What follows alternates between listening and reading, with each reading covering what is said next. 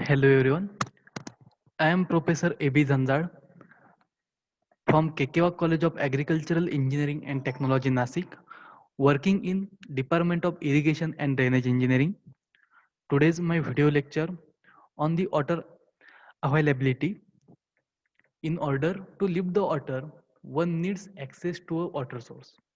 The size of the lift irrigation scheme depends upon the availability of water in the river, stream, dams, and canals, etc. during the different seasons. The suitable and constant water source should be available for whole year at the site of lift irrigation scheme. This water source can either be perennial or seasonal. Also, if a natural water source like a lake or river is not available, it can be created in form of a dam or a canal from a nearby source. The availability of flow is calculated after taking into consideration the draft on account of existing schemes, that is existing lift irrigation schemes, and also the requirement for the future development. If the water source are natural sources like a river or dam, we will uh, we will to check the data of the previous record of the 10 years, that is maximum third level, minimum lowest water level are to be checked while determining the suitable source for the lift irrigation scheme. The river flow generally depends on rainfall, which varies from year to year. Especially subsequent to monsoon, the flow in the river decreases and sometimes it dries in the summer.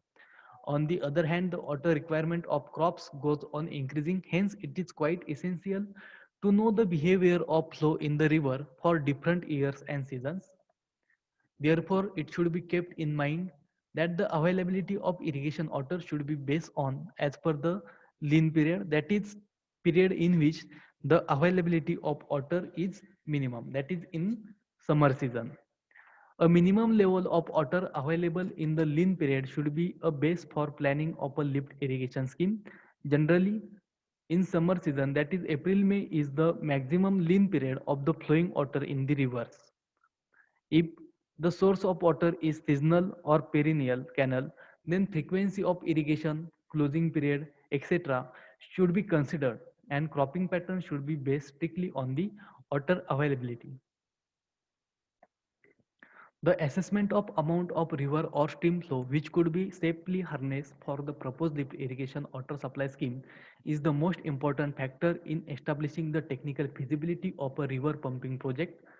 The availability of water in the river should be determined from the observed minimum discharges during the periods when the demand for water is maximum. The river discharge data should be for a sufficiently longer period, preferably a 10-year period if possible. The river flow records are usually available from the concerned executive engineer of the government or from the local bodies. If relevant data on the river discharges are not available, then the reasonable estimates are to be made on the quantum of the flow during the dry seasons of the year. The number of irrigation and water supply projects existing on the river upstream and downstream of the project site should be ascertained. Then provision to meet the continued requirement of the water for domestic use and the other riparian requirements and existing contracts for water supply like those of industries are to be ensured. The lift irrigation schemes, which are designed and constructed by the government agencies, usually provided for a certain risk, especially when the water availability is scarce. A confidence level of 75% is usually adequate for schemes in the peninsular region. The lift irrigation schemes depend on the minimum flow, that is base flow, during the crop period. There is likelihood of the base flow depleting in the certain years, hence it is necessary to provide for this contingency.